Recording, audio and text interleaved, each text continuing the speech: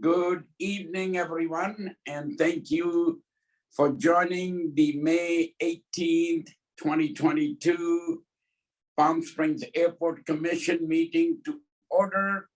And I would like John Payne to lead us for the Pledge of Allegiance. John? I pledge allegiance to the flag of the United States of America and to the republic for which it stands, one nation under God, indivisible, with liberty and justice for all. Thank you so much. Much Thank appreciated. Christina, I see that the agenda was posted May 12, 2022. We move on to the roll call, please. Good evening, Commissioners. Please take a moment to unmute your microphones. Commissioners Adams, Present. Breslin, Present. Badillo,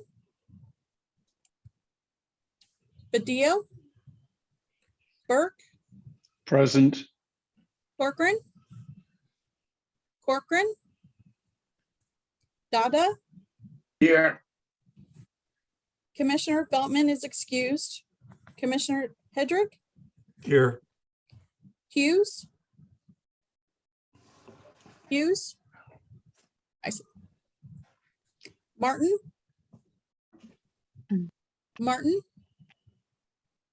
Miller, Here. Payne.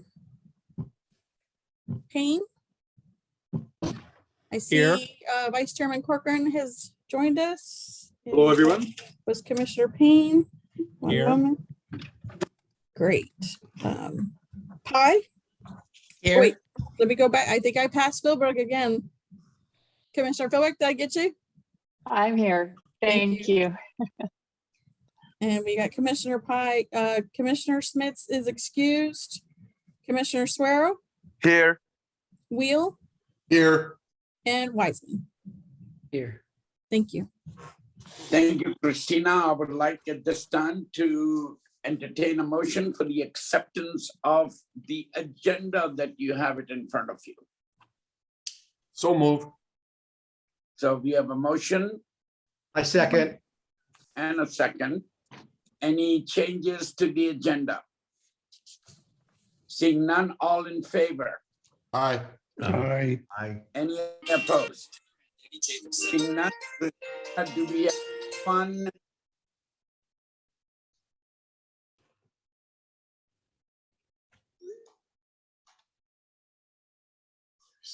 Oh, Chairman Dada, you're muted. I apologize. I was trying to turn off the background noise and I think I accidentally muted you. I apologize. No worries. My apologies. Do we have anyone in public comments, Christina, to speak today? We have no one scheduled for public comments. We'll give it a moment to see if anyone would like to raise their hand to speak at this time. Seeing none, we move on, and I will entertain a motion to approve the minutes from the April 20th meeting. So move. So we have a motion. How about a second? Second. Second, all in favor? Aye. Any opposed? Introductions and presentations. Do we have any presentations? We do not. All right, we move on to city manager's report. Do we have Justin Clifton with us this evening, Harry? Chairman Dada, I believe Justin is out of the office this week, so he will not be attending. Got it. Thank you so much. Discussion and action items are now 9A, operations, properties and facilities committee update. And I was told that Commissioner Schmidt was going to do a presentation, having him being excused. Christina, would you like to give us an update? Yes, Chairman Dada, I just would like to report that the Operations, Properties and Facilities Committee did meet on May 5th. And the committee received an update on the parking capacity, baggage claim capacity, and the consolidated car rental facility. And that is all I have to report. Good. Anyone, any commissioners have any comments on that? Seeing Good. none? Go ahead. Sorry, Mr. Ken. Dada, could that, I assume that was a presentation from Mr. Barnett? Barnett, No, Commissioner, there was no presentation. We had discussion items where it was basically a question and answer session between the commissioners and myself. Thank you. When the minutes are approved, they will be uploaded to the airport website. You can review them then. thank you. You're welcome. All right, we move on to 9B Aviatrix Communication LLC. Do we have anyone to do a presentation? Yes, off top, I will be doing that. If it's okay with you, I'm actually going to combine my marketing update with Aviatrix, if that's okay. Please. All right, great. Give me a second. I'm going to screen share it for y'all. Okay, so let's see. All right, so quick air service update. Our April passenger numbers came in and we set our 9th passenger record since June of 2021. It beat our previous record set in 2019 by 17.5%, surpassed April of last year by 66%. We had some news from Alaska and Southwest due to the pilot shortage. If you guys have seen that in the news, Alaska has had to suspend Portland for July and August due to a pilot shortage. It was previously scheduled to operate all summer long. Currently scheduled to return on September 11th with Sunday service, then moving to double daily service on October 6th. Southwest, originally they were running Sacramento's twice dailies when they started that. They've had to reduce that to once a day due to the pilot shortage as well. And so it's unclear when that's going to return. If you recall from the previous couple months ago, I announced at the commission meeting that Southwest was going to take Las Vegas to twice daily starting in June. That has been delayed by 1 month to July due to the pilot shortage as well. So that'll be starting up with twice daily service in July. So for the summer, we were originally scheduled to have 16 nonstop routes operating for the summer, and I believe 9 airlines. With Allegiant, as I told you guys at the last meeting, with them pulling down Bellingham for the month, also due to pilot shortage. And then suspension of Portland will be down to 14 routes operating throughout the summer, and then 8 airlines, but still more than 2019. We had 10 routes operating summer 2019 and 6 airlines at that time. We're also not the only airport going through this. There's several airports across the country that are having service reductions because of the pilot shortage. I saw today JetBlue announced it was yesterday, 20 routes being suspended due to crew staffing issues, and Fort Lauderdale was the main, I guess you would say, winner of that reduction. So definitely we're not alone in this. This is impacting airports across the country. But for some positive news, our scheduled seats are still up, scheduled to be up quite a bit compared to previous years. June is currently scheduled to be 18.6% higher than June of 21. July is 12.6% more available seats than July of 21. August, 18.5% more than 21. And then September is scheduled to have 22.7% more seats than September 2021. So going into the summer, we're still looking pretty good. Really good, I would assume, actually, compared to previous summers. I know July, I think it's like an 80% increase or whatever over 2019. So definitely has some great capacity. And this is scheduled total seats. So take the number you see on the screen, divide that by 2, and I'll give you the number of inbound seats and the number of outbound seats if you're curious for that. So hopefully it'll translate into more business, these tourists coming into town for local business this summer, plus more options for the locals to get out and escape the heat. For those of you, if you don't, I think for sure we talked about this the last commission meeting or maybe 2 commission meetings ago. Swoop is going to be operating their Edmonton service all year round. Typically, Edmonton's only a seasonal route for us. It's been operated by WestJet, but this year, Swoop, one of our new airlines, is going to operate that on Saturday service. So when it hits 115, you can jump on them and fly up to Canada if you'd like. Next up, so at the last commission meeting, I mentioned the advertising RFP. The RFP has closed and winning proposal was selected. We did not have tough time to get it out and published and staff reports written for it to be on this commission meeting, but it will be on our June 15th commission meeting agenda. So I'll have more details for you at that meeting. Daniel, before you go on, Yes. this is Scott Miller. Hi, I just wanted to make sure, I don't think the pilot shortage is going to abate anytime in the near. future. And I just happen to know that Southwest has only announced its first kind of tranche of schedule changes, and I think there's more that's going to be coming.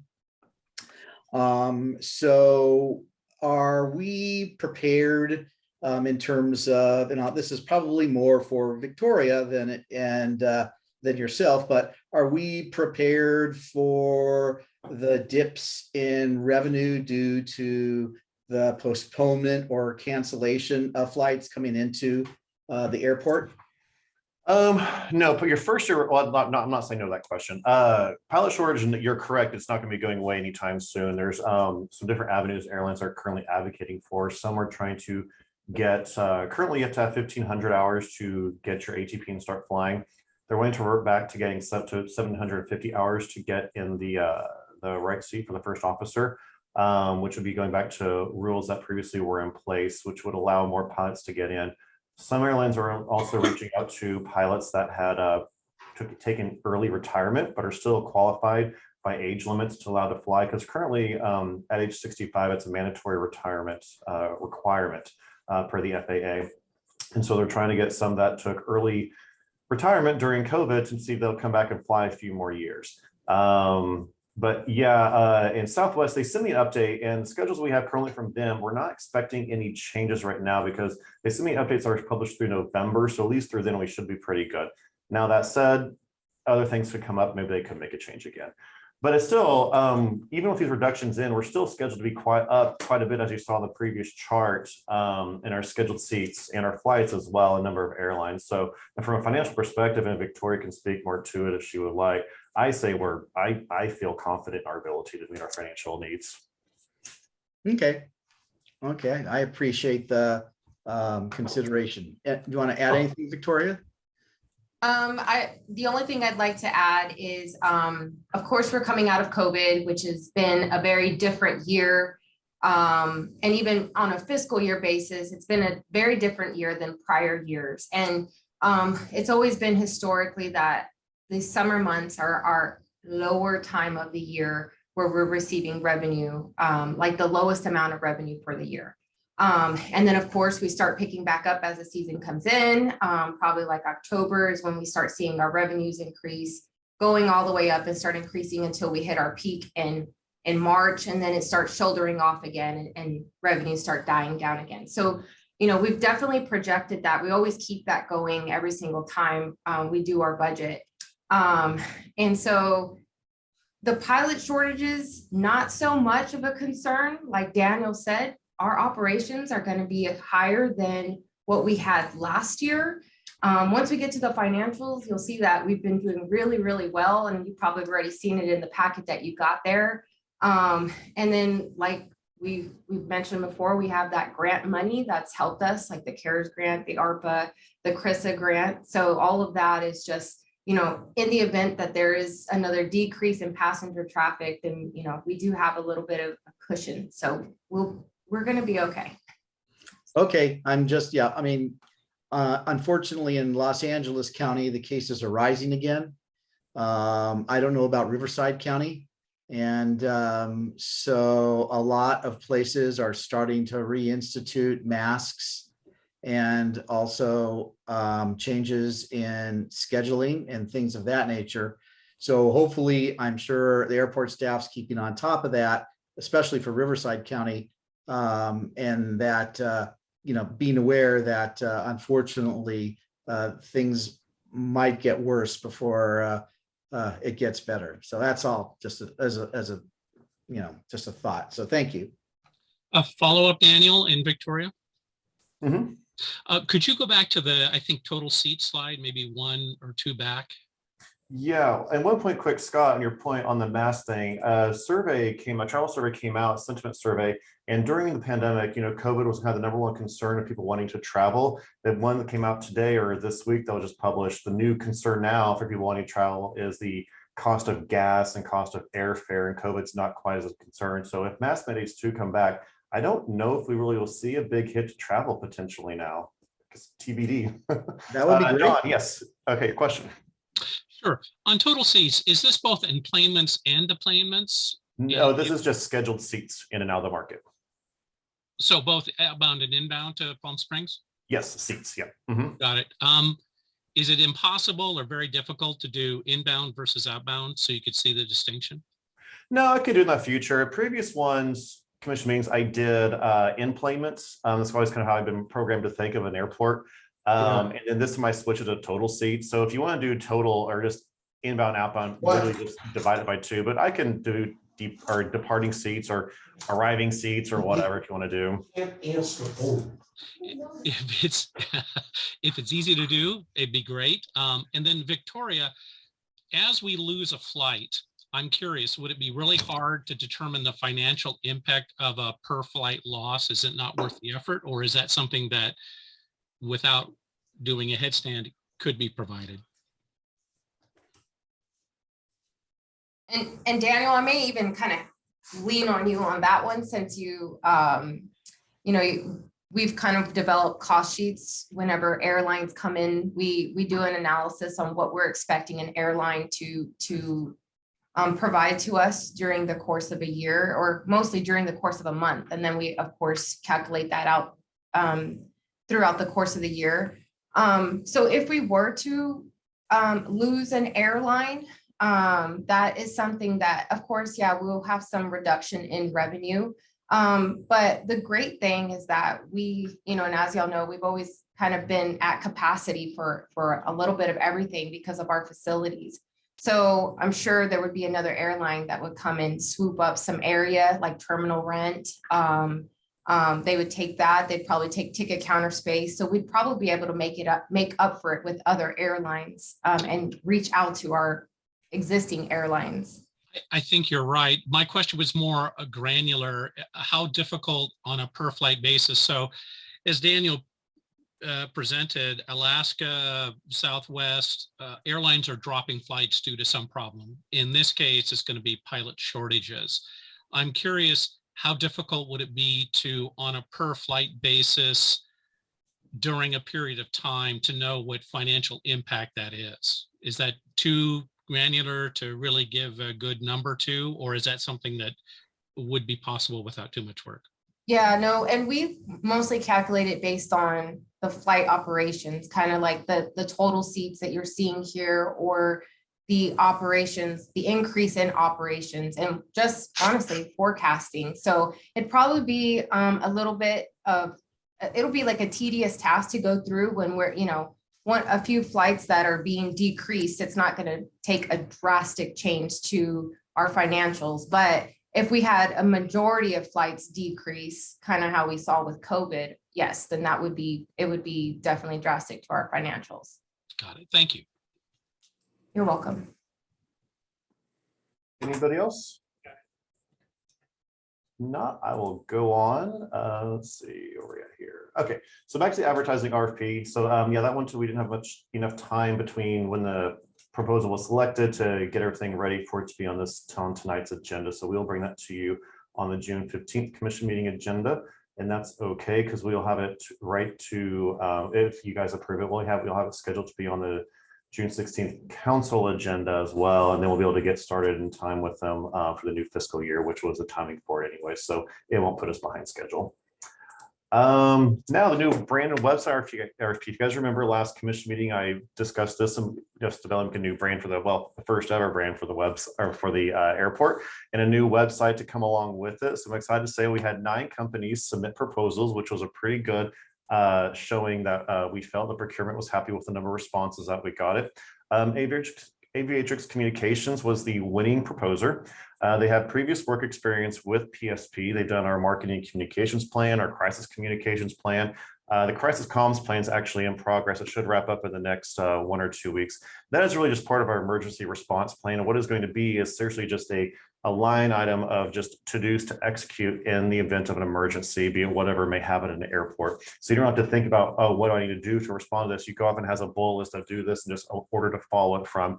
And also wording on phrases, how to post things on social media and phrases, just various different, any kind of way to kind of communicate with those that you would be in the media and the outside community. So it's really just kind of a plan just to execute in emergency, because in an emergency situation, you don't really have time to think, you just have to react. And so this will make sure that, at least in my department, we're reacting correctly from a communication standpoint.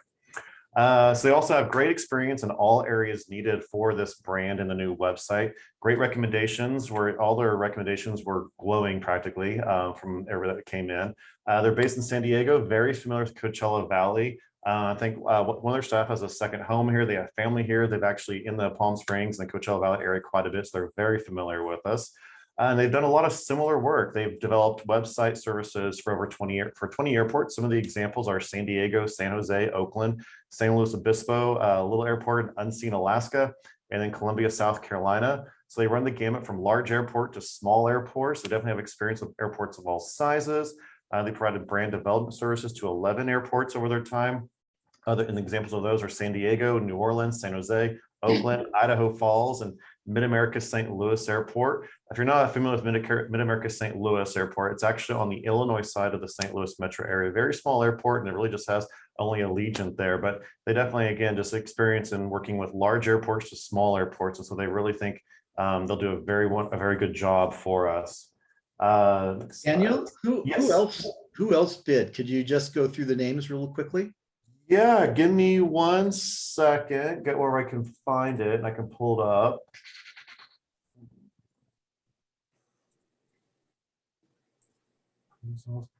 So at Aviatrix, a company called Fuse Ideas, Planetaria Media, Relentless Group, Selbert Perkins Design, the Quotient Group, We the Creative, a company called We Spiders, and one called We Us Them.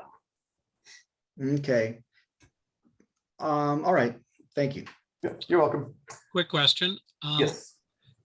Usually when you've got a firm that does the master, kind of what you need to do, where to go, I'll call it strategy for lack of a better term, they usually are conflicted out of subsequent bids because they know too much. It's not competitively fair. Was that a concern, Daniel? And how did you address that? I'm not aware of being a concern at all. These all went through the city procurement process, and they vetted all these and to determine who was eligible. And so they met all the requirements for procurement to be able to propose. So that'd probably be more a question for city procurement, because to to my knowledge, it wasn't a problem. Let me throw it to Harry. I think, Harry, you know what I'm talking about, right? Yeah, I do know what you're talking about. As Daniel mentioned, the procurement manager, she reviewed all of these. She was on board with it. So there apparently was no conflict that she could identify that was problematic for us. Okay, thank you. Okay, so they've got great experience in doing websites and developing brands for airports. Coming to the website, so they'll bring some great new features to us. Sorry, my radio is going off. You guys in the background, I'll turn that off real fast.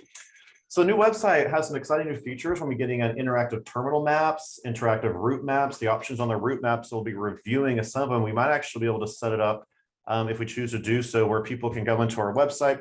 If you put in where they from Palm Springs, where they want to go, it'll pull up sample fares. They might actually be able to shop for fares on our website. We'll put in TSA checkpoint wait times, and it'll actually be able to average out and show you the time of day when it's the busiest. I know it's by the hour. I think it actually breaks it down maybe to every 15 or half hour, but we'll learn more about that as we go to implement it. Several airports around the country do have that, so I'm excited to bring that here. One very important point for us was to have multiple languages. Well, really for us, we wanted to make sure we had a focus on English and Spanish. That's also a focus of the city of Palm Springs, the city council, is to improve communications and have everything in dual language, English and Spanish as well. So this will align with the city council's objectives on that front. But also with this company, it wasn't just the 2 languages. They've had the ability to make it a click. I guess it's a widget they install, multiple languages. I think up to like 70 different languages or something like that. So make it really accessible to a lot of various people. We can include social media streams on the website. It's also, of course, will bring us all up to speed on everything with ADA and privacy regulation laws.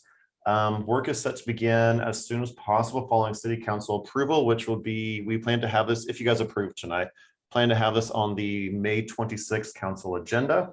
Per their proposal, it'll take about 4 months to complete. Commission and various community groups will be involved as needed. So we're going to be, because this is a brand for the airport. That's not just Palm Springs, it's the entire Coachella Valley, right?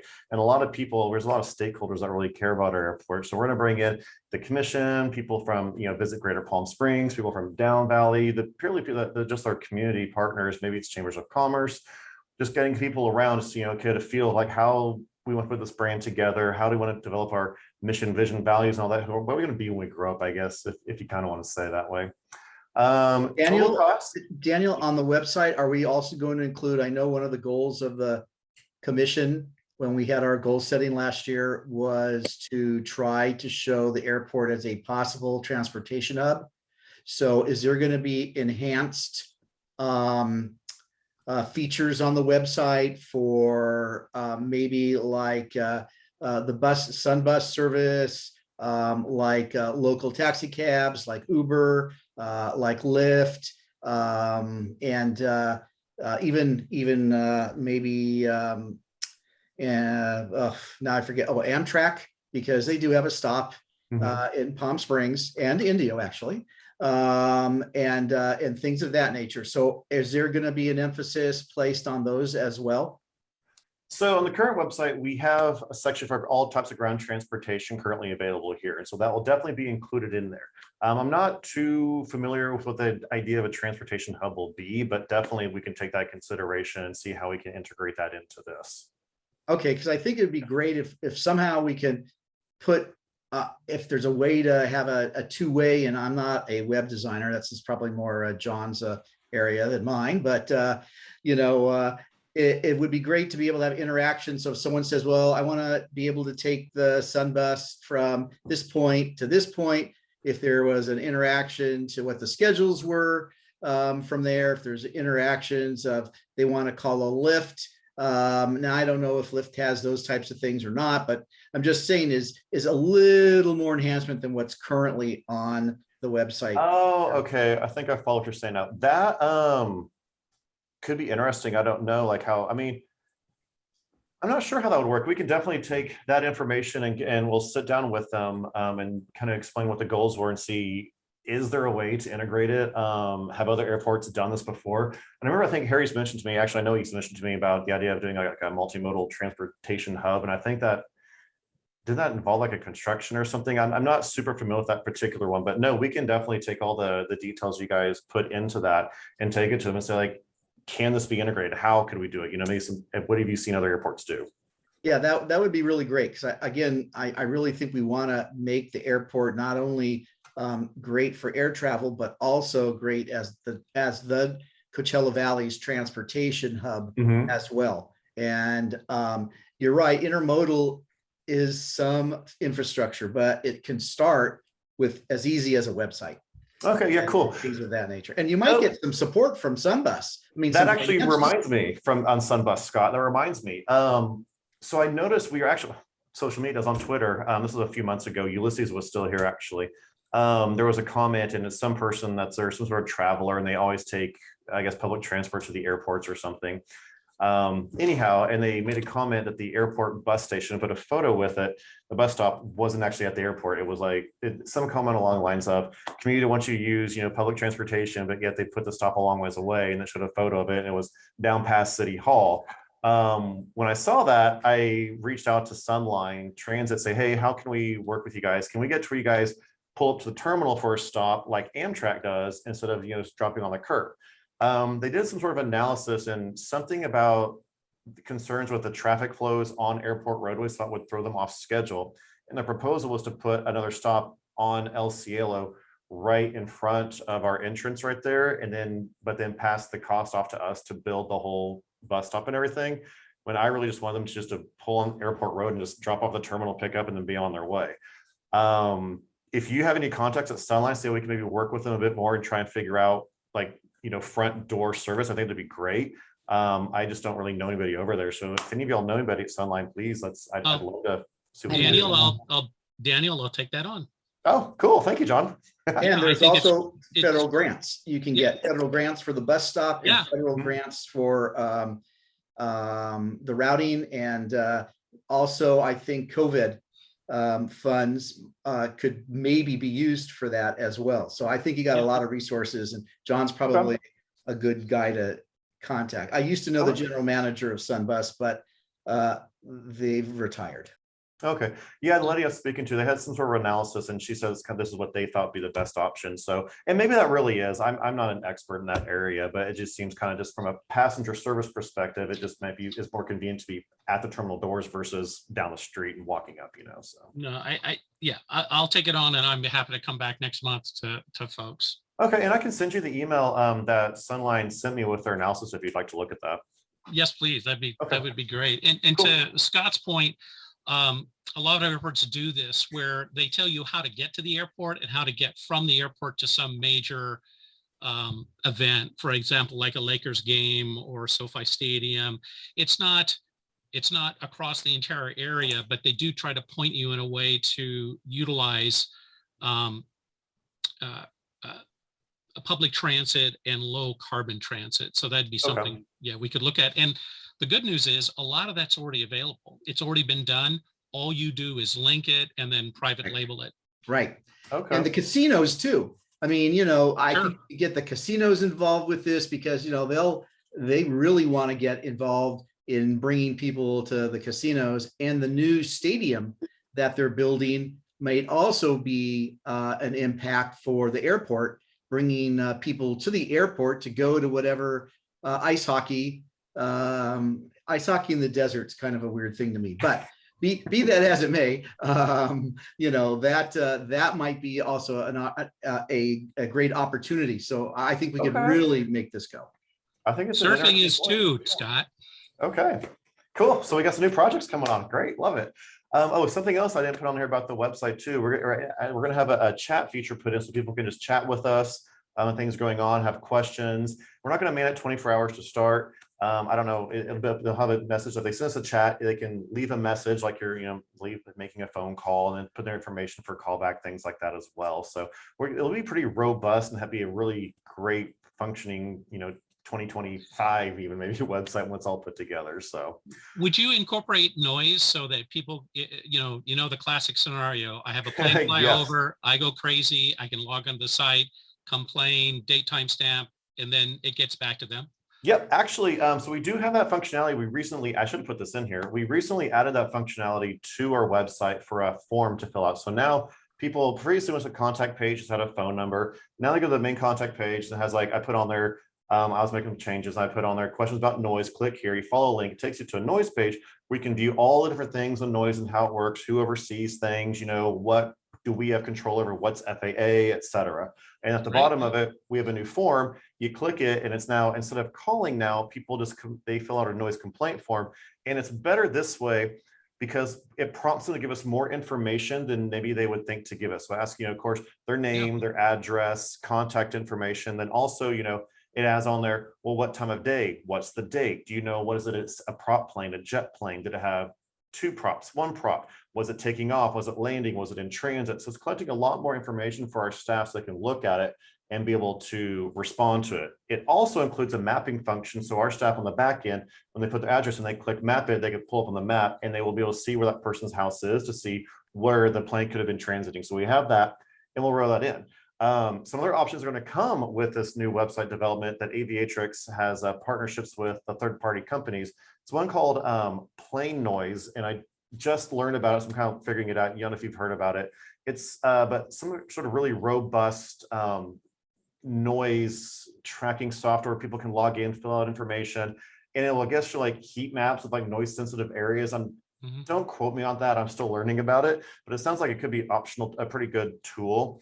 Another one we can link into is called AirNav Radar Box, and San Diego uses this because their airport, if you're familiar, it's right in downtown, they have a lot of sensitivity to noise as well, similar to us, they're built up, and they use this one. And theirs, you can log on for free and just look at it, anybody can, but if you use it and work with them, it'll actually color planes, one color that's flying into San Diego, a different color if it's a departing flight, and another color if it's just transiting across. So people can go in and see, well, that plane's here at my house. If they're on a website, you can click on the plane and see what airline, the tail number, where it's going. Is it going to Palm Springs, or maybe it's just flying over us and going to Denver?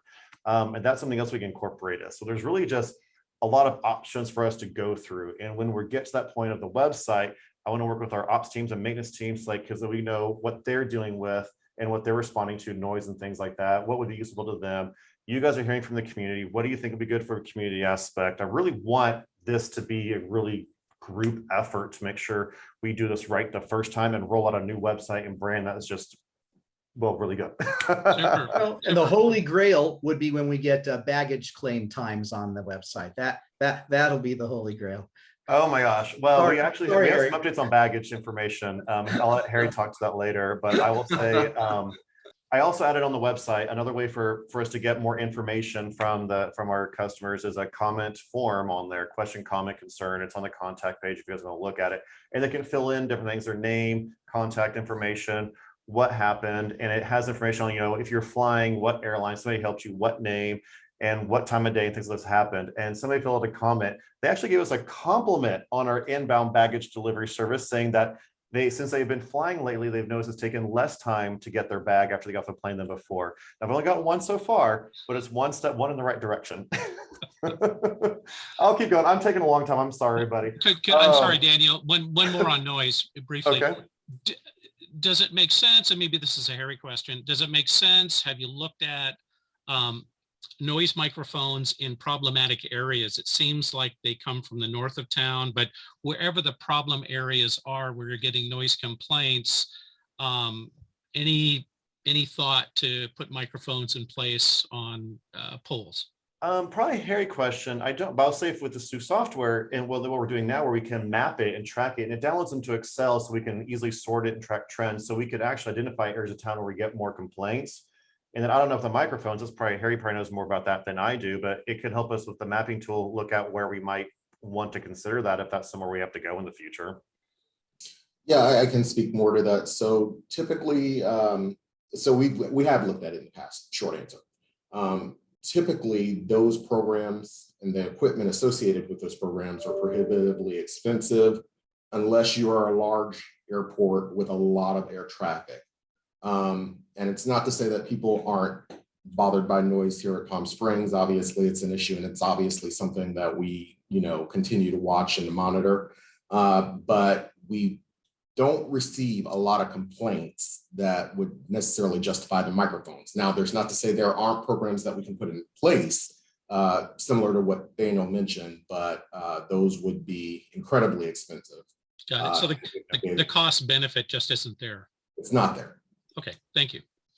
Yeah, and some of the other the plane noise one, I don't know the cost of that one. That was just, that wasn't included in the actual website. That was just some options we can add on later if we want to do it. But I think with this new one in the mapping tool, we'll be able to track it on our own and really see trends going from there to decide what we need to do. But definitely I want us to explore them and see if we can do and see where we're going to go with it. So it's just going to be, I'm just excited because it's going to be a really robust capability with this new website we're going to get.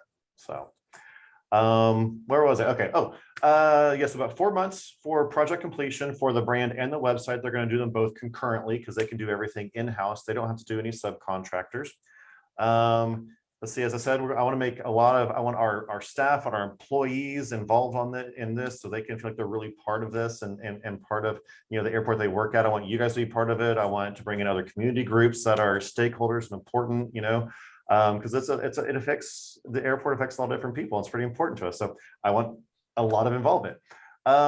Project cost is $149,000. This is actually, they ended up being the lowest bidder, coming in right just a little bit above budget. I originally was planning for about 110 to 120, so they're a little bit more than I thought, but I still have funds within my budget so we can make it work. Some of the other bids we had, the highest one I think was like $700,000 or $800,000. So they kind of are all over the place, but most of them were right around where this area was, from 149 to maybe the mid 200s with a couple of outliers that were really high. So we have fun, like I mentioned, we have funds available in my budget. We recommend approval. And when the completion of this, goal 1 of that marketing communications plan will be complete. Any questions? Is it possible to give once you get it all completed, to give a sneak preview to the commission? Oh yeah, definitely. So they'll build up. So right now the current website's built at palmspringsairport.com. So even though I advertise flypsp.com and I say that's our web address, when you type it in, it redirects to palmspringsairport.com.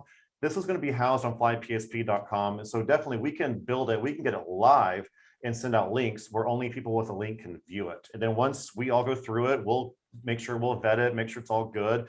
More eyes on it is better than less, because, you guys might see something that I won't see, maybe because I see something every day, So yeah, absolutely. We'll be able to throw that out to you guys, and just basically we can take it for a test drive before we go public with it. That'd be great. That'd be great. I appreciate that. And with that, I'll move to approve this item. Oh, it looks like Jared has a question. I have a question. Yes, please. Yes, the budget, $149,000, is that a yearly contract? And if a yearly, how long is the contract for? That's a one-time spend for the development of both. And that it comes with 1 year of website maintenance for us. And then after that, we can go on contract with somebody to do maintenance for us on a monthly basis. And typically, current website maintenance, we're paying $450 a month for it, I believe. And it comes in. And so if we have a question, something we can't figure it out, they can upload things, change images. They also go on there and do scans for broken links and make sure all the links we have on there are going where they need to go. Make sure they ensure that we will meet all ADA and privacy laws as they change, and accessibility and things like that too. But yeah, but the 149 is just a one-time spend for this project. Thank you. So we do have a motion from Scott Miller. I'll entertain a second. Second. Second, any further discussions? Yes, Ken? No, I was seconding. Okay, thank you. Any further discussion? Seeing none, all in favor? Aye. Opposed? Thank you, Daniel, for the presentation. Before we move on to item 10, our executive director's report, I would like to congratulate Harry Barrett Jr. as a new airport executive director. You must have all seen and heard and read it in the paper even. Harry was selected by our city manager as our new airport director. And Harry, I hope that you will be with us for years and years, knowing that we just lost 2 directors in the last 3 years. Thank you, Chairman Dada. I hope so too. That's the plan anyway, so we'll see what happens. But I appreciate the kind words. And you can take it over from here as the executive director's report.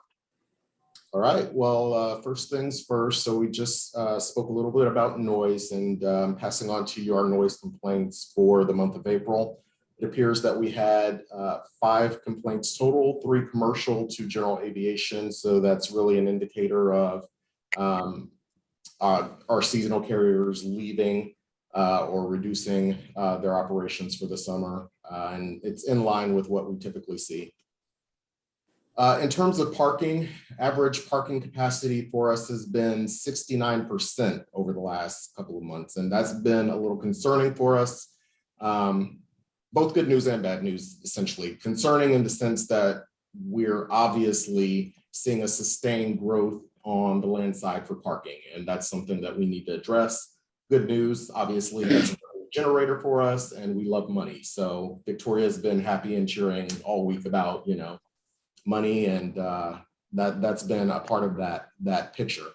Along with that, though, the airport internally, we're taking a serious look at potentially getting a consultant on board to take a look at our parking situation, see where we can make some improvements, see if there's something that we can do with our rates and fee structure to help facilitate those improvements. And there are also some short-term things that we're trying to do to help ease the congestion and the pressure on our parking, which might include use of our overflow lots, some lighting and infrastructure projects out there as well. So airport staff is just starting to talk about those things, and we hope to make some movement on those over the summer. Harry, is it a coincidence that there's 4 sale signs on the vacant properties right across from the airport on Highway 111? Probably, yes. That's a coincidence. We haven't been asking people to buy a property, but okay, because unfortunately, I've had experience with this while working for a city. Is that a investor will come, buy those up, hold out, because they know it's crucial to the operations of an airport or another facility. And then, jack the price up as much as they can. So I would strongly suggest, from my own experience as a redevelopment agency exec and as a transportation person, that you might want to go sooner than later on this. And I know you want to study it, but blank land in Palm Springs is a rarity.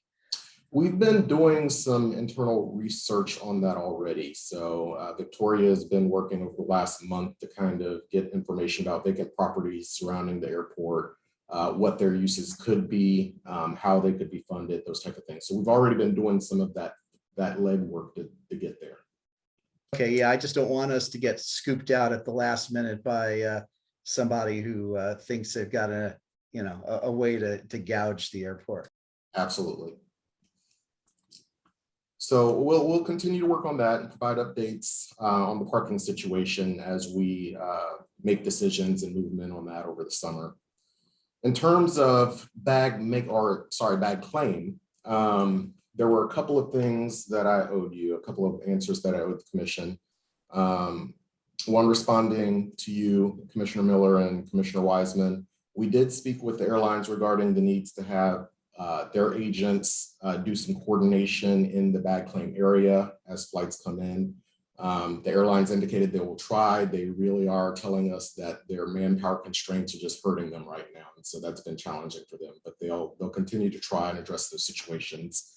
We are installing PA systems in the sterile area of the airport. So where the agents come to drop bags, the roll-up doors, there are going to be some PA systems out there. There currently aren't any. And that should help the situation so that as they come up, drop bags onto the belts, they'll make announcements, and hopefully that'll ease some of the confusion on the bag claim side for passengers coming in and retrieving their baggage. And then, of course, I'm sorry, go ahead. Excuse me, Harry, it's Todd Burke. I just want to give a personal anecdote. I flew in Sunday, United full A319. And not only did they make an announcement when the gate agent opened the door saying baggage would be at gate number 1, I put my timer on as I walked through the terminal, and first bag hit the belt in 5 minutes and 3 seconds. So United it was a good afternoon for United from my perspective. Perfect. That's what I like to hear. So apparently that message is getting through to the airlines. Let me jump on that where we're comparing notes. I came in today in Alaska from Seattle. They did not announce what baggage, which carousel would go on, but it was 11 minutes from opening the door to when the bags came out. So it's a huge improvement. And some of that we could be seeing just because the seasonal carriers are somewhat dormant right now. But we'll continue to work with the airlines to make sure that they're making those announcements. They're having agents in the baggage claim area and in the baggage service offices so that we're providing the best customer service possible. Harry, could I just ask that when the PA system does come online, if you could just let us know? Absolutely, I can let you know. And that should happen within the next week, I believe, according to our IT department. Great. And then speaking of our IT department, so Commissioner Payne had a question about the bid system from last meeting. I did ask IT about that, about the ability to automatically feed the bid system. What they're essentially telling me is that our bid system is not tied to our FIT system. So our flight information display system is not tied to baggage claim. So the agents have to manually go in and update that information. And what I asked of IT was, well, what would it take for them to do that? They essentially told me a major project to make that happen. So we'll continue to look at that, but it doesn't sound like that's an easy one to address. But we'll continue to remind the airlines that they do need to manually feed that information into the system as they're dropping bags onto the belts. Harry, is that because I don't have the experience to do that? Or is it because there might be consultants out there? that might be able to do it fairly easily. And because I know there's limited expertise in a city, especially with airport operations. And is that a possibility, do you think? It could be some limited expertise, but what I understand from IT, when they actually reached out to CEDA, who's our FIDS and bids provider. And my understanding from CEDA is that the bids and the FIDS systems are basically two different types of software. They weren't purchased together. So in order for them to talk to each other in order for us to upgrade them, it would be a substantial project. Harry? Yes. I know a lot of people at CEDA and fairly high up. If you're okay, I would take again an action item to see if, to per Scott's recommendation, if how real that is and what would it cost if they treated Palm Springs with extra love and care, if you're okay with that. I am perfectly okay with that, yes. All right, I'll come back next month. I mean, if a couple of the airports in Mexico that I've been to can do it, I'm absolutely sure that Palm Springs can conquer this. Absolutely. No, I don't have a problem with that at all. I would just recommend that you speak to our IT guys, because I'm not sure if there's an infrastructure component that I'm missing to it. So I can put you in touch with our IT guys for that part of it. But I have no problem with you speaking with them. Thank you. Will do. We'll exchange emails offline. Okay. And then with baggage claim, we did do some research because we actually wanted to find out what the source of those delays were. So I don't know if you all recall, but recently the airport implemented a system called AeroCloud, and the intent was to automate some of our gate handling and ground handling practices so that operations had a 360 view of kind of what was going on with the airport. Well, as it turns out, that system is incredibly robust. And so we were able to get some granular level information about, you know, what the airlines were actually doing on the ramp, things that we can't see when we're in the building. So we used AeroCloud, we used cameras, and we identified that there were a couple of airlines who were consistently having ground dwell times that exceeded 30 minutes. And that translated into delays at baggage claim, delays with flights getting onto the gate, off the gate, et cetera. So we are addressing those with those individual airlines to figure out if there's something they can do to improve their performance. So that's for baggage claim. On the outbound baggage handling system, that's still kind of a thorn in our side. We do have V1 consultant on board to help us assess that system. They are going to have a kickoff meeting scheduled for May 25th, after which point they'll come out, assess the system, provide us a report. They are, we believe that whatever fix that V1 comes up with, or whatever recommendation they come up with for the airport, is likely not to be something that we'll be able to pursue before the fall of this year. So we do anticipate going into the fall, going into the winter and the spring, that we will still have baggage handling system challenges. As a result, internally, the airport staff is already working on contingency plans for how to address that, so that we hopefully don't end up in the same situation that we did over the spring. That's going to involve probably some supplemental labor. It's going to involve potentially some help from TSA. I was with the Federal Security Director yesterday. We were talking about additional manpower, as well as the potential to get a new machine out here, a sixth machine that would be staged elsewhere on the airport.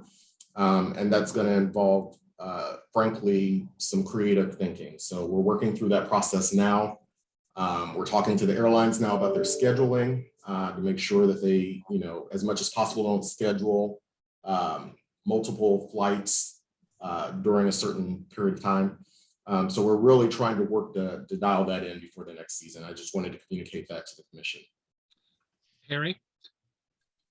Yes, sir. Would it help, I'll just wave my hands, if people separated themselves from their outbound baggage earlier in the process. So rather than coming to the airport with a bag to be checked at the ticket counter, they were separated from their to be checked luggage sooner in the process, and it came to you in mass. Don't know how we do it, but if we did it, would that help your situation? Yes, so we had been talking about that internally as well. And that's something that we've run through TSA, and they're kind of on the fence about that. On the one hand, yes, it would absolutely help us. On the other hand, that introduces a lot more security risk. And so working through those challenges is where we are. But that's certainly a somewhat viable idea from our perspective. Mr. Payne, are you talking about a remote terminal? No, a lot of airports are struggling with the problem, obviously much larger scale than what we have in Palm Springs, but most everybody, due to COVID and other issues, are trying to separate the passenger from their checked luggage, to be checked luggage, much more, I don't know if it's downstream or upstream, but sooner than getting to the airport. So as you put public transit into the mix to deal with sustainability goals, and you get people on, air trains or public transit train into the terminal, if you can get rid of the luggage, it makes everybody's life easier and it improves customer experience. So this is happening globally, certainly in the States. And to try to tie two things together, the transportation hub idea that Scott talked about, and Sunline that Daniel talked about coming up to the curb, if they didn't have to schlep their luggage, but could get rid of the luggage another way, there's big wins across the board. So it wouldn't be unique to Palm Springs. I think we might be able to dovetail off of other airport and industry initiatives to do this. It's something that everybody is, I don't want to say struggling with, but it's been a thorny problem for years. And I think we're almost at the place technologically that we can actually do this cost effectively. And I think there are probably airports we could reach out to through Harry and his team to see if we could piggyback onto those sooner rather than later. Yeah, so Commissioner Hendrick, just to add some context, so there are concierge services out there that do third-party bag handling. They get baggage to the airport separate of the passenger who's actually arriving maybe at another time or via another mode of transportation. And so it's something that is common in the United States. Typically, airports do a lot of pre-work to get there and make sure that they have the systems, the infrastructure, as well as the security practices in place that handle that type of operation. Could we do it? Probably. It's just going to take a lot of homework and take us a lot of time working with TSA to get through that process. John and Harry, what are we talking about? Maybe where I know San Francisco and LAX and some of the larger airports have sidewalk check-in, where they have, I guess, I forget what the name of them are, but Sky caps. Sky caps, right? That they, do all that stuff. They separate the passenger from the baggage outside, and then that's taken. They check the person in at the gate or at that stand many times, unless there's an issue, and then they go their separate ways, and the luggage goes one way, and the passenger goes a different way. Is that something you're thinking about, John or Harry? Is that something that would help? No, a modified version. Go ahead, Harry. Yeah, it's slightly different. So what Commissioner Payne is referring to, so say you've visited Palm Springs for 5 days and you were staying at the Ace Hotel and you were leaving. You would have a service essentially pick up your bag from the Ace Hotel and bring it to the airport. Obviously with, it would be bundled with a lot of other people who are departing, but pick up your bag, bring it to the airport. It would be screened separately of you. So there would need to be some type of security check-in process at the hotel itself to make that happen. And then a separate security process here at the airport to ensure that there was that handoff. It's there's self bag drop, and I think Harry, we have American SkyCap outside check-in today in front of the terminal? Correct. They use a third-party vendor, Bags Inc., to work their curbside. So Got it. we do a modified version of that. Not that very thing, but a modified version of curbside check-in through Bags Inc. So Scott, it would be some combination of, again, I'm waving my hands, but some combination of self-bag drop, common use that would allow any airline flying out of Palm Springs to be able to take the luggage separate from the traditional process and securely get it to planeside and match that Harry is truly on that flight and about to take off. So, I mean, it's a convoluted based on TSA rules and regs, but TSA does allow this. And this started years ago with the cruise lines and Disney. So it's been done in Florida with Disney World and cruises and Orlando Airport for years. And again, scale is huge there, so it's profitable. And that's, I think, Harry, where Bags Inc. kind of started doing cruise ship luggage and airline luggage in Orlando. Yeah. But again, conceptually, it's something that I would suggest we take a look at in our pending offsite, Harry.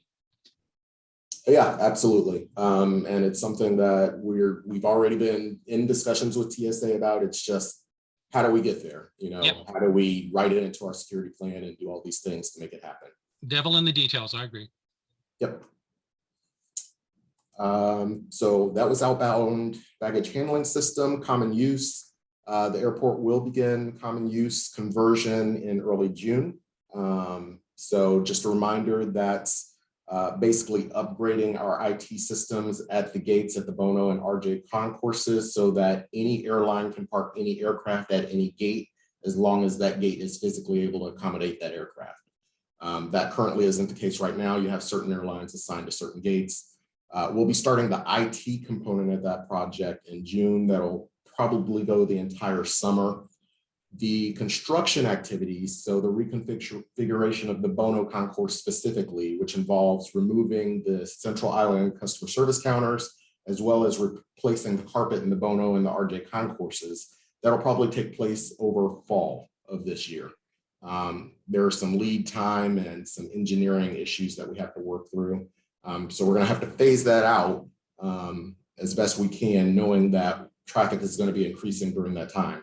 But starting in the fall is probably when those construction activities will begin to happen. Ask a question about that, Harry? Mr. Adams. Yes.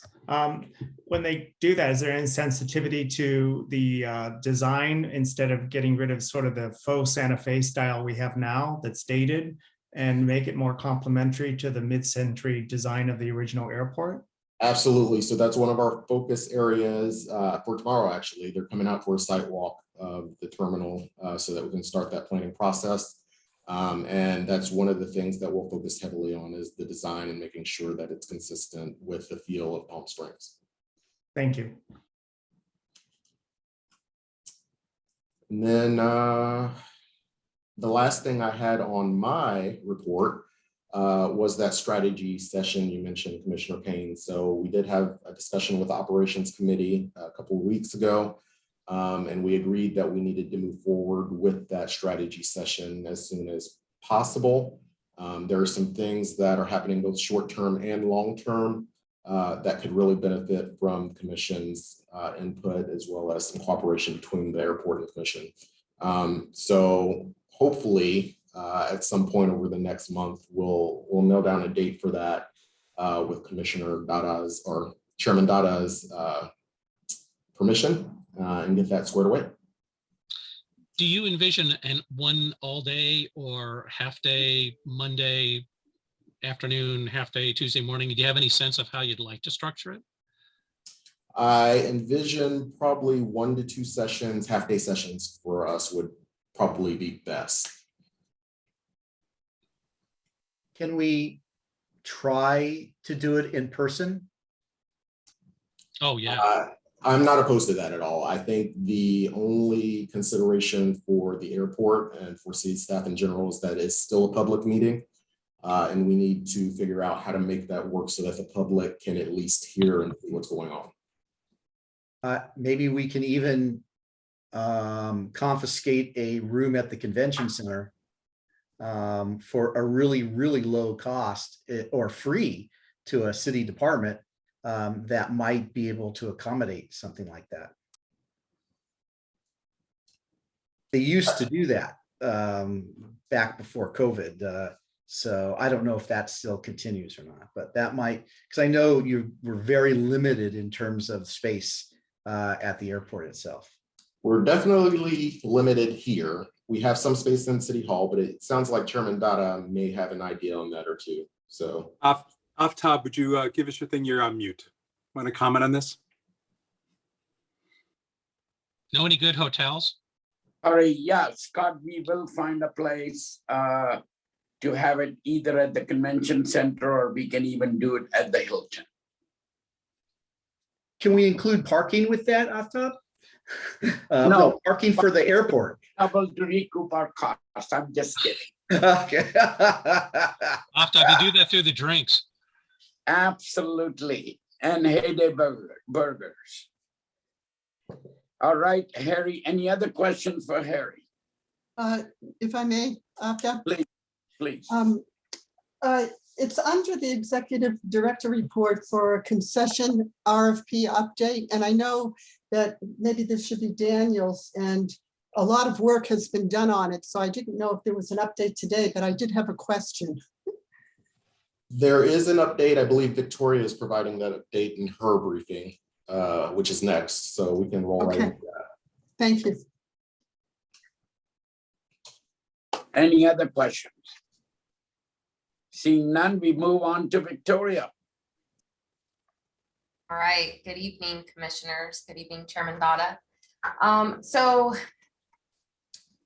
I'll go ahead and go into the concessions RFP. We have pretty much finalized the draft of the RFP.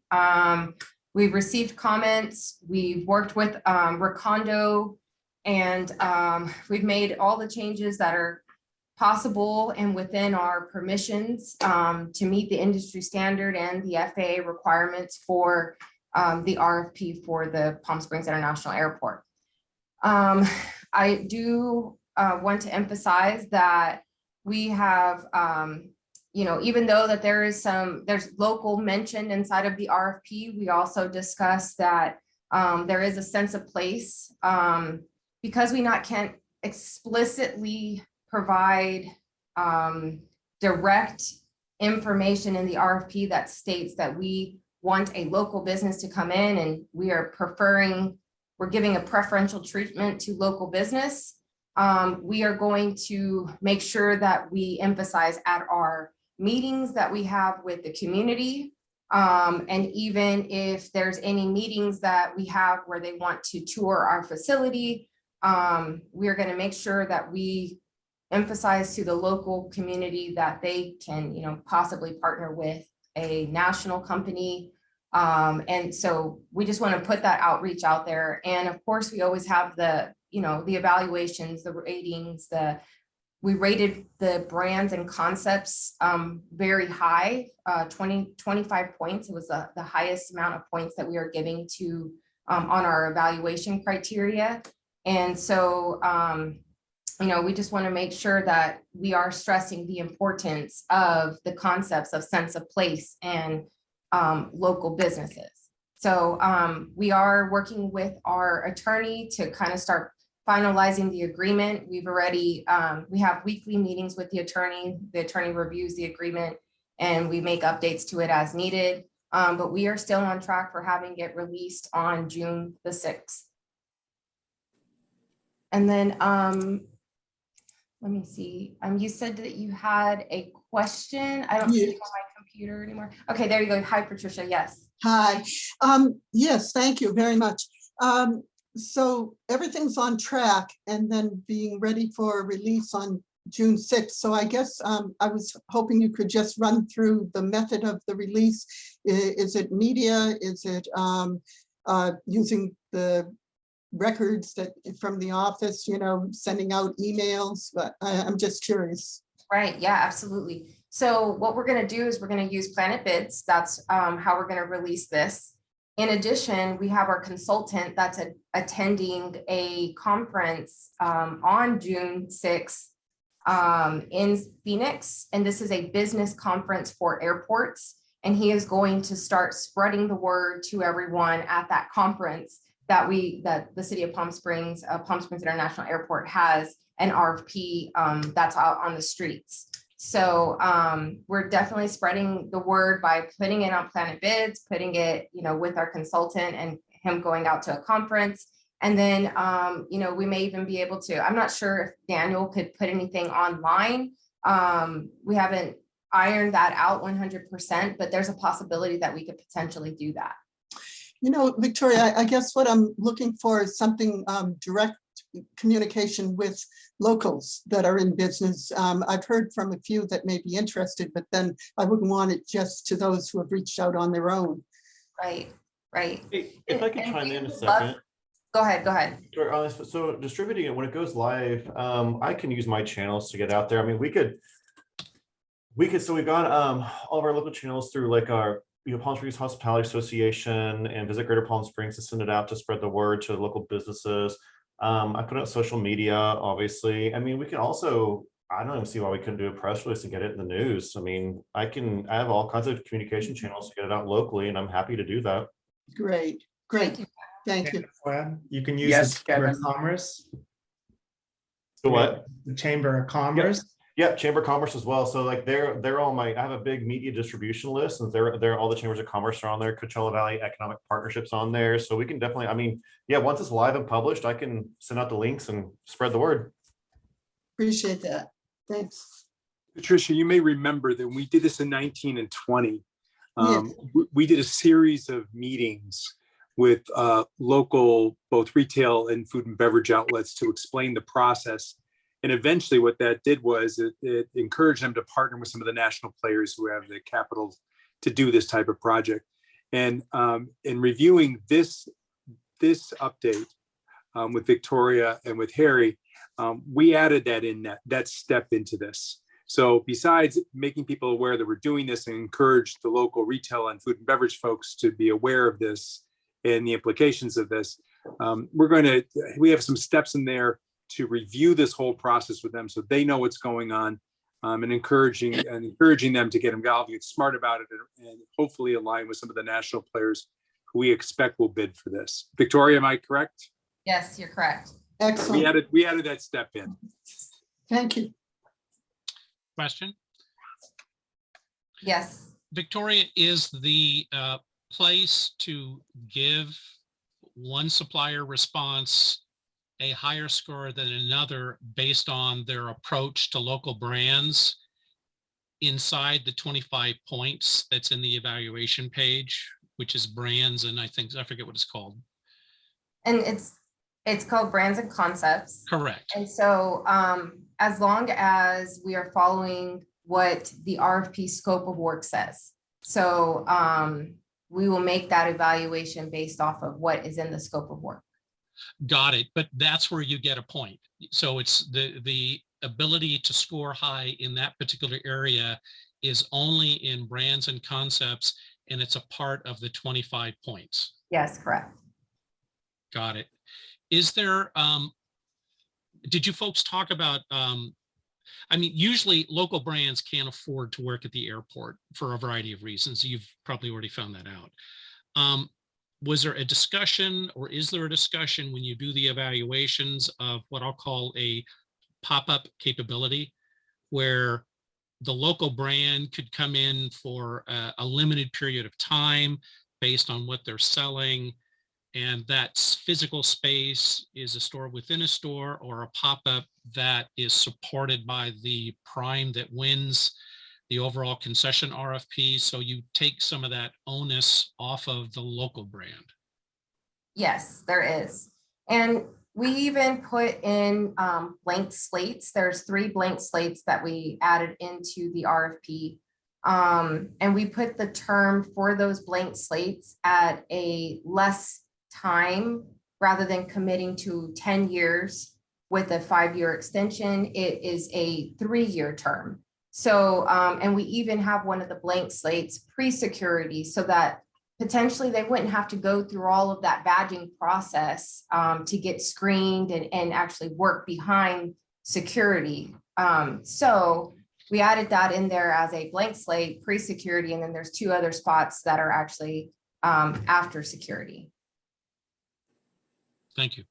So Victoria, was there thought into, because that's a lot of points for the creative and concept.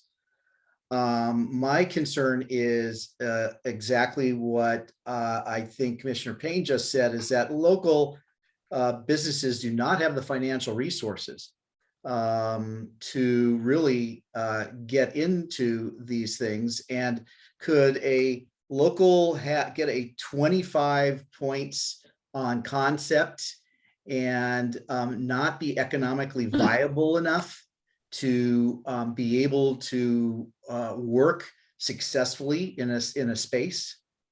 Well, we built the RFP with that in mind, that in the event that a local does come into the airport, that they have the same opportunities as everyone else to operate here. We definitely don't want them to fail. So we want to do as much as we can upfront so that they don't fail. So awarding just because they are local, you know, majority of the points in brands and concepts isn't what that 25 points is for. It's spread out for anything that falls within that brands and concepts section. So for whatever the scope of work is in that area. Okay, so because my concern is that we do want to encourage local businesses, but not at the expense of an economic downturn that could cause a lot of blank places in the airport. And then there is a clause in there that does talk about that after a certain period of time, we do have to, you know, there's a clause inside of the agreement that states that they have to be operating. And if it were to be like a national company that were to come in, and then they did partner with the local company and they ended up pulling out, that they have to have it turned around within a certain amount of time and get somebody else in there or fill the space. So there's a clause in the agreement for that. Victoria, Victoria, you assume a single master concession MSP, correct? Yeah. Or there's, it could be a national, could be a regional. sure, but there's only one, and a local firm could become the entire concessionaire, but it's unlikely. And the incentive here is for the regional or the national master service agreement concessionaire partner, and you're looking for their presentation to be the most effective, interesting, innovative when it comes to bringing in the local brands. Yes. Just a comment about what happened before. When the initial RFP went out, it became very apparent very quickly that even some of the largest restaurants in the area would not have the capital to make this 10-year commitment.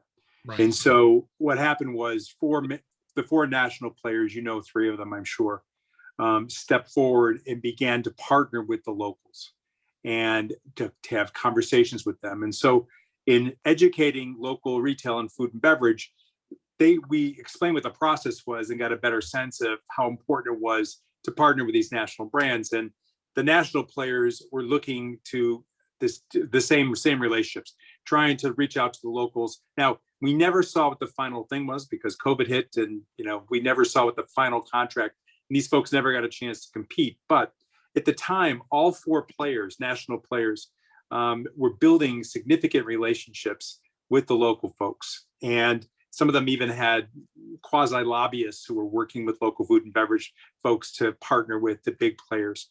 And we suspect that's, again, that was the big lesson learned. The locals couldn't afford to do this, have the capital or have the runway to do this. But we were making some really good progress in seeing that partnership. And we suspect that's going to happen again. We want to make sure that the local players understand the process so that they can lean into this and start to work with the national players as well. Absolutely. Thank you. Any Um, other questions, Victoria?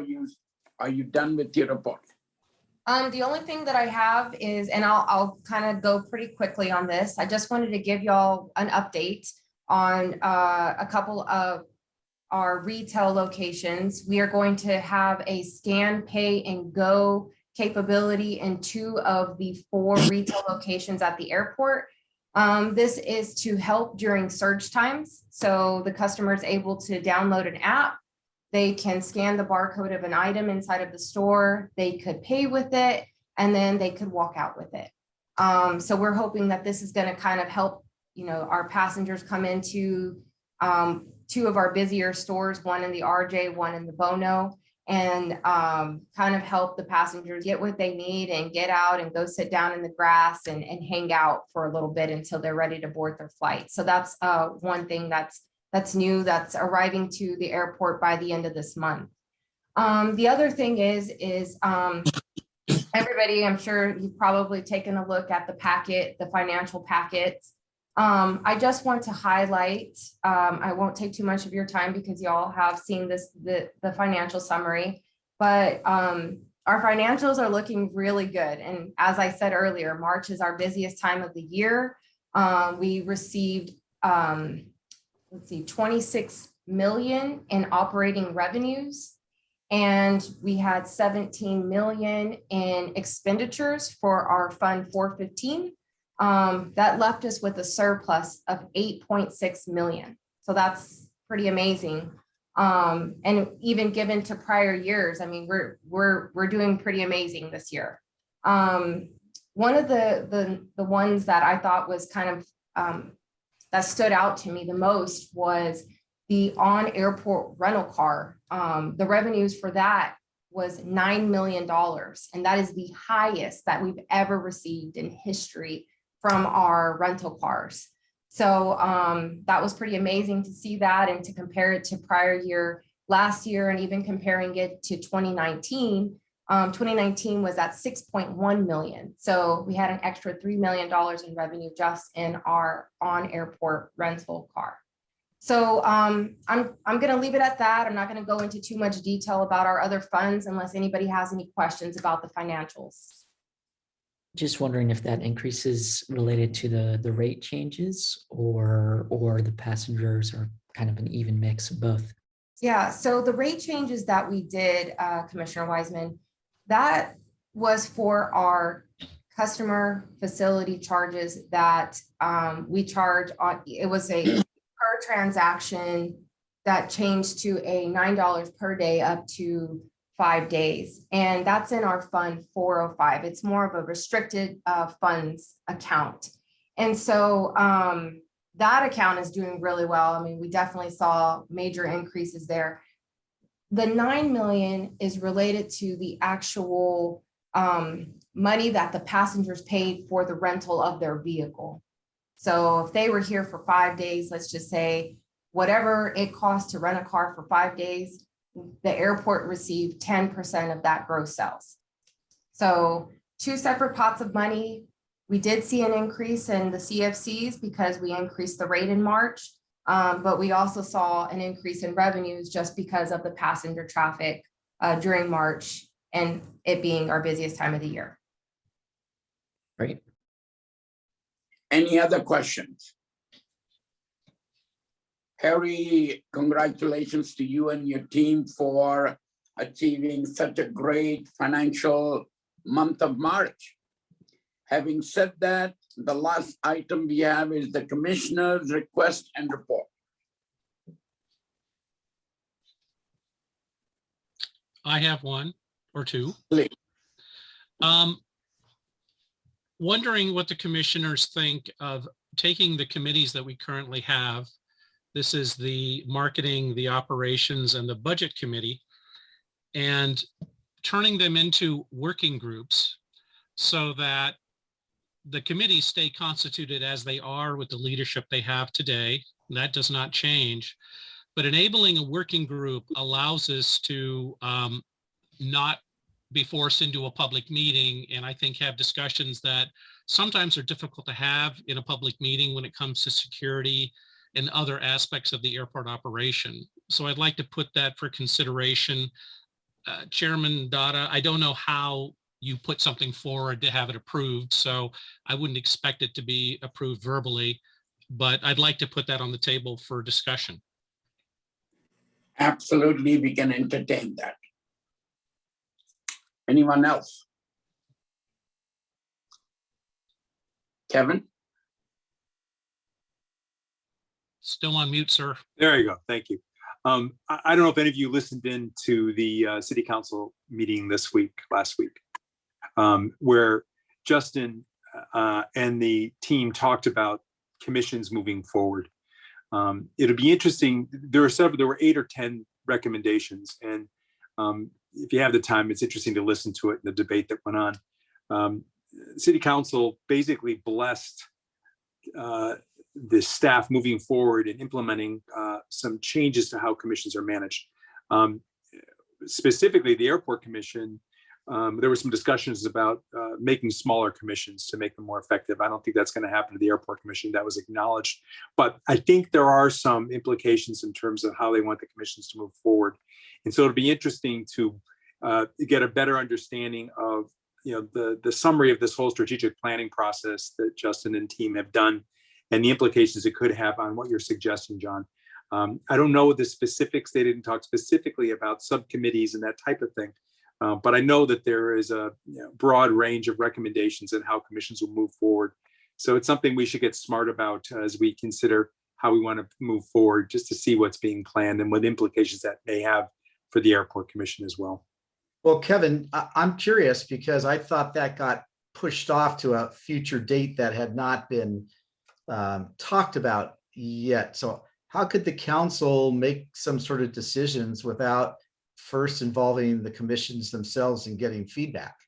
I think, Scott, that was the intent to reach out to the commissions as well.